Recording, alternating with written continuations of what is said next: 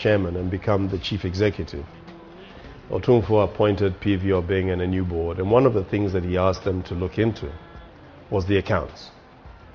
Had any money ever been misappropriated from Kotoko during my period? And a clean bill of health was given. So people forget that Otumfuo asked at the conference that matter be looked into. And we attended the board meetings. Everybody was satisfied that Kotoko still owed me money over my investments that I made into the team. Over 70 players purchased. The rebuilding of a youth academy. The building of training facilities. Taking Kotoko to Africa on more than one occasion, more than a couple of occasions, for these purposes. And so on and so forth. The payment of the coach's salary. Middendorp was $12,000 a month. It didn't come through Kotoko. The repayment of Kotoko's debts to Upper West Sierras, Robert Boateng and other debts were all paid by myself. So you've got to take all of those into consideration. And the new board went through those accounts and never published any findings, which I'm sure if they had, you would be sitting down here with findings presented by the board that during my tenure, so and so and so and so and so occurred. My name is Aziz Ansah. Keep on watching Kotoko TV. Big up to you guys. Guys out there, catch them Kotoko TV.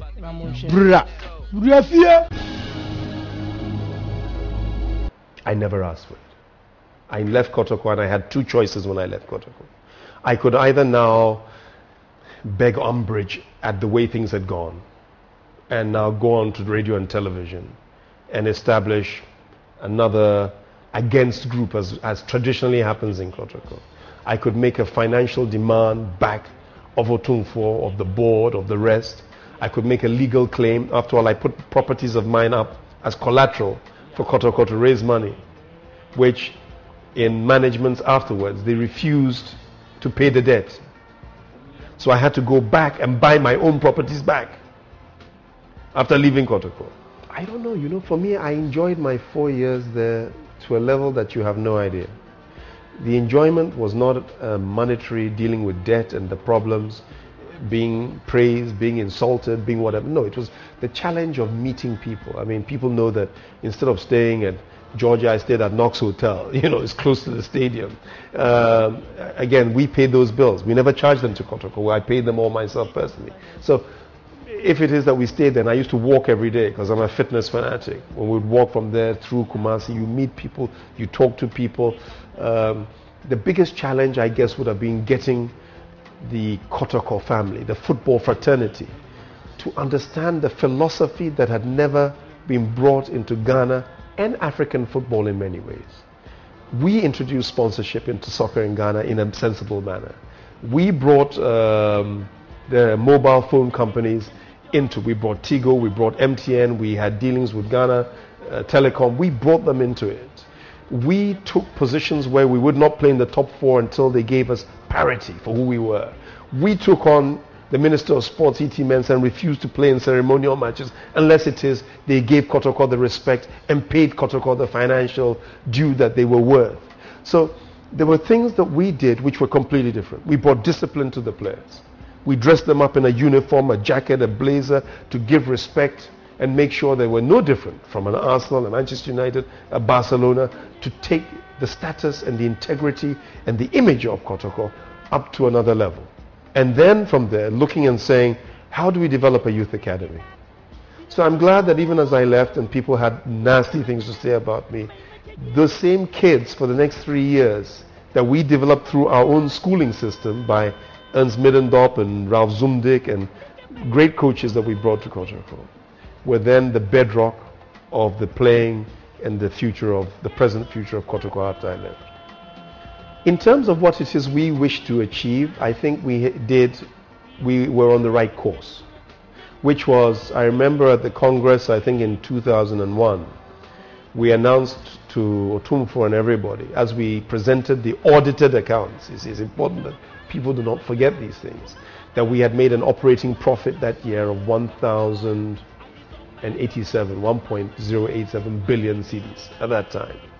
And that for me was a great issue. That did not include debts or whatever it is that I'd incurred myself, but it showed that Kotoko properly run, the gap between turnover, and your operating costs and recurrent expenditure, that we had closed that gap, that we had brought in a change which was only going to grow, i.e. the sponsorship, i.e. higher gate attendances, i.e. some merchandising.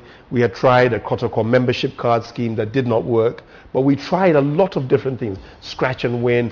We tried to get them involved in different areas. And even as they failed, we continued to try. But it showed by that time that you could go into 2002 knowing that from an operating point of view, that debt had been reduced, operating profit had increased, attendances were at an all-time high, and confidence in the Kotoko philosophy was also at a high. So in terms of the growth of where we had put ourselves over a 10-year period, we're very much on the upstream, going in the direction that we had forecast we would go. Actually, the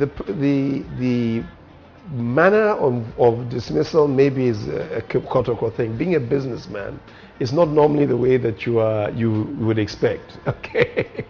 Because the year before, I had asked Otumfuo to let me stand down. When the new board was established, I didn't believe I would be able to work with them. So, actually, the night before we played the final of the Confed Cup here in Kumasi, I had gone to Otumfuo to see him that night. And I was with Kwabna Yeboah and a couple of other powerful people. Yes. And it was raining, and we were told that Nana was resting. And this was now the new Menchia. He was now in Menchia. He was no longer staying at Ahojo. So everybody left apart from myself. I just stood there. It was raining. Then at